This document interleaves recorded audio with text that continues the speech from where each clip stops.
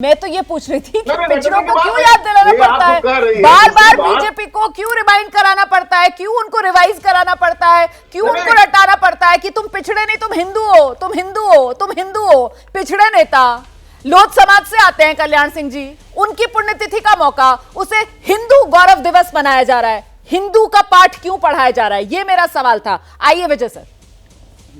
देखिए हिंदू एक सेकंड वरिष्ठ पत्रकार विजय जी हमारे साथ स्टूडियो में मौजूद हैं। उमा शंकर जी, अब उनको सुन लीजिए सर, आपको पूरा समय दिया मैंने। आइए विजय जी। देखिए भारतीय जनता पार्टी की हमेशा से ये कोशिश रही कि वो हिंदू कार्ड के साथ सारी जातियों को एकजुट करे।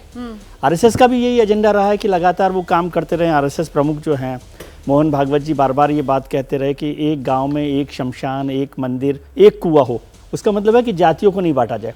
और राम मंदिर आंदोलन जब 90s में चला, उसका मकसद राम जन्मभूमि आंदोलन तो था ही, उसका अंदरूनी मकसद था कि हिंदुओं को एकजुट किया जाए। और आपने देखा होगा कि जब रथ यात्रा हुई अडवाणी जी की और पूरा मूवमेंट चला, तो उस समय जातियां नहीं थी, वो सब हिंदू के तौर पर काम कर रहे थे। और मुझे हैरानी है कि अभी कांग्रेस के नेता कह रहे थे कि भाई जातियों की, बणियों की, ब्राह्मणों की पार्टी है। शायद इसी वजह से वो भारतीय जनता पार्टी का मुकाबला नहीं कर पा रहे, क्योंकि वो भारतीय जनता पार्टी के पूरे सिस्टम को ही नहीं समझ पा रहे कि वो पार्टी नहीं समझ पा रहे हैं उसकी ताकत। और उन्होंने पूरी ओबीसी को, यदि आप छोड़ दें यादवों को और जाटवों को, तो ज्यादातर पार्टियों को, जातियों को अपने साथ लाए हैं। खासतौर से 2012 में जब अमित शाह उत्तर प्रदेश में प्रभारी बने, उससे पहले हालांकि गोविंदाचार्य उस पर काम किया था उन्होंने, लेकिन लगातार भारतीय जनता पार्टी ओबीसी को, पिछड़े लोगों को साथ करने की कोशिश करती रही।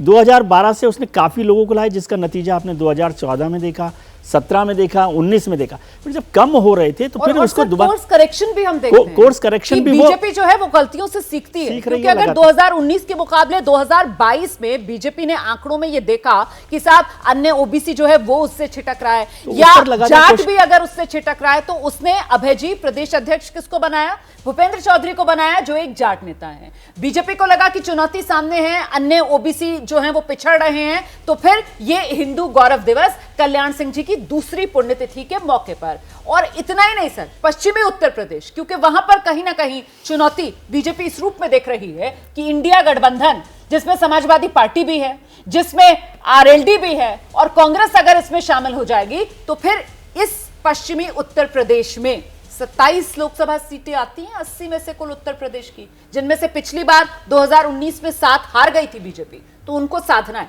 इसीलिए पूरी सियासी बिसात। अभय जी, देखिए मैं तो ये मानता हूं कि 2022 के चुनाव में अखिलेश यादव ने एक बहुत अच्छी रणनीति बनाकर ओबीसी एकता का एक गुलदस्ता उन्होंने पेश किया था। राजभर साहब भी उस वक्त उनके साथ में थे। महान दल वाले भी थे, जी महान बहुत लोग थे।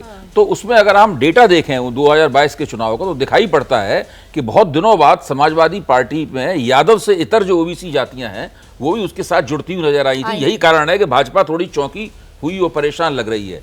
लेकिन ये भी एक तथ्य है कि बाद विधानसभा चुनाव खत्म होने के बाद में, जिसमें 111 सीटें समाजवादी पार्टी ने प्राप्त की, धीरे धीरे कर वो ओबीसी एकता टूट गई।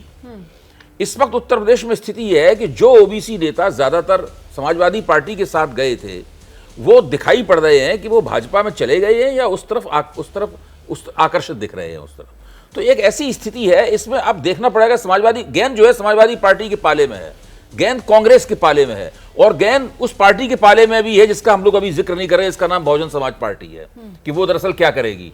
तो ये सब पार्टियां सोच के क्या रणनीति बनाती हैं, तभी वो भारतीय जनता पार्टी को उत्तर प्रदेश में लोकसभा चुनाव में कोई चुनौती दे पाएंगी। क्योंकि परिस्थिति इस तरह की है कि उस ओबीसी एकता के टूट जाने के बाद में और भारत जोड़ो यात्रा के कारण कांग्रेस का जो मुसलमानों में थोड़ा सा प्रभाव बढ़ा है, उसके बाद से उत्तर प्रदेश में भारतीय जनता पार्टी पहली नजर में काफी मजबूत स्थिति में दिखती है। ठीक है सर, आपने जो कहा ना कि साहब गेंद जो है वो समाजवादी पार्टी, गेंद जो है वो कांग्रेस के खाते में है।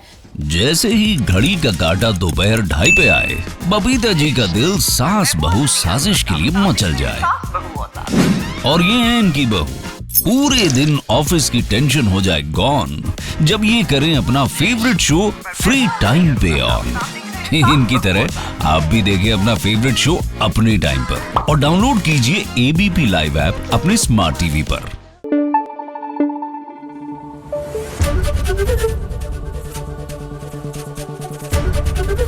एबीपी न्यूज आपको रखे आगे।